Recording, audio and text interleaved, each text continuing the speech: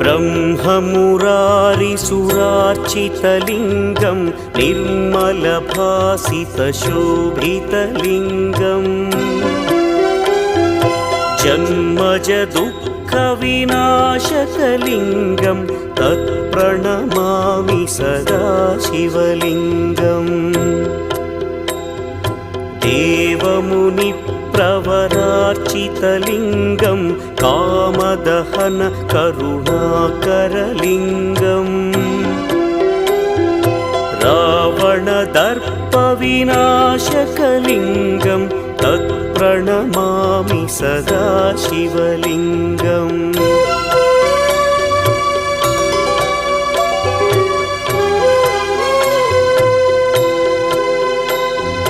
सर्वसुगन्धसुलेपितलिङ्गं